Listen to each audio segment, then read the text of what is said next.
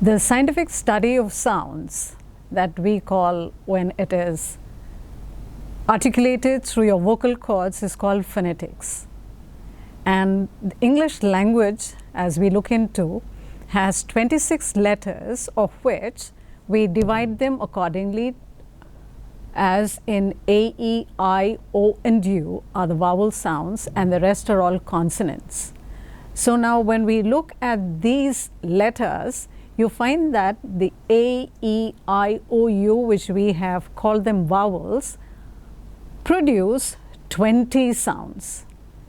And in all, there are 44 sounds. So when we minus 20 from the 44, 24 others are all the consonant sounds.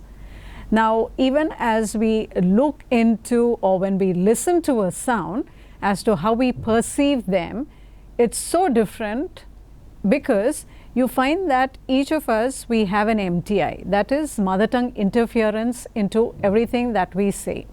We are not the original native speakers. We are just trying to master this particular sounds, and then we have something called the IPA, that is International Phonetic Association, or the alphabet.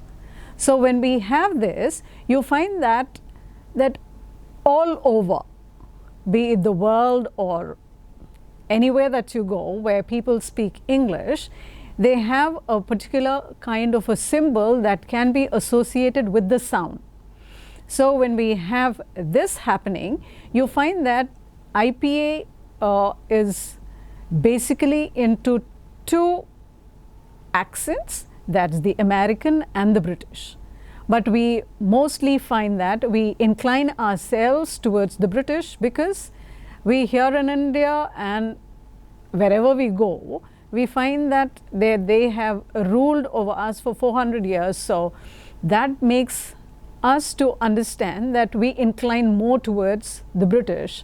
And some of us do have an accent of the American, but that comes in a little later because people really get confused as to what phonetics is all about. Because we are just mastering the language.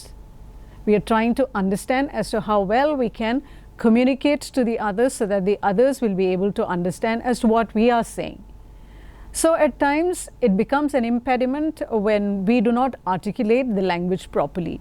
So phonetics, that is the IPA symbols, they come in handy for us, and then we find that each of the word that is pronounced can be pronounced correctly when we have the transcription, because each sound is made known to us that this is the way it ought to be articulated.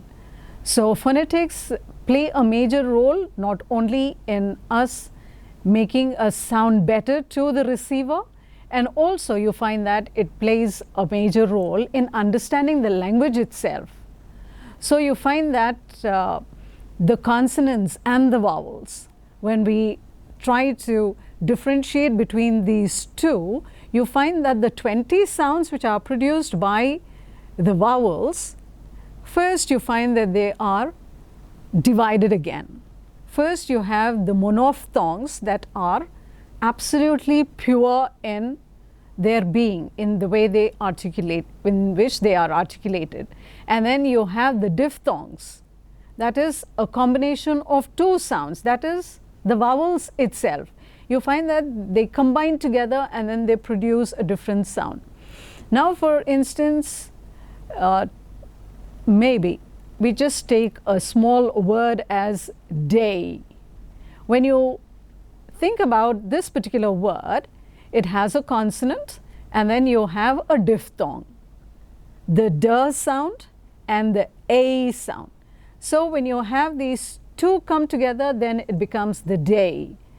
But then as to how we articulate the English alphabet, right from the letter A till Z, or the Z as it is called these days, you find that we'd have to stretch a little longer when we articulate the letters too.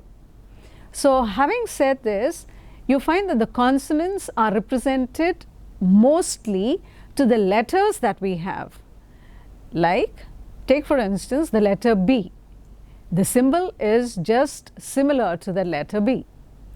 But when it comes to the letter C, because it can be articulated with a ch sound, as in child, the letters or the word starts with a C, but the articulation with that child is different.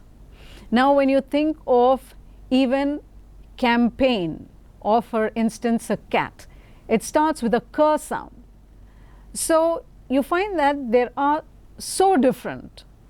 So in that you find that there are the consonants as well as the vowels which come into being, and that makes a wonderful word to be articulated, and you find that this articulation makes the receiver understand you better, and you find that the articulation can be done better and better even as you try improving on your way of articulation, because you have something which is there to help you in understanding the word and in forming a sentence too.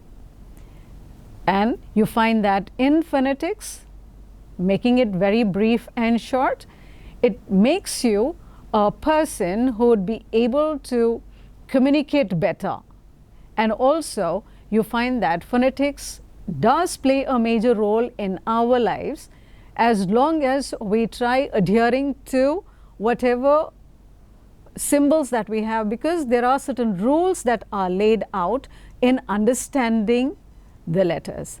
So I'm sure the small briefing that has been given, you would have to understand it better when we have the table that is there given to us, and then you find that that particular table will tell you as to how to articulate each and every word. Be it the word, because we go by the sound, you find that the sounds are really amazing when you know to articulate them well. So thank you for your patient listening.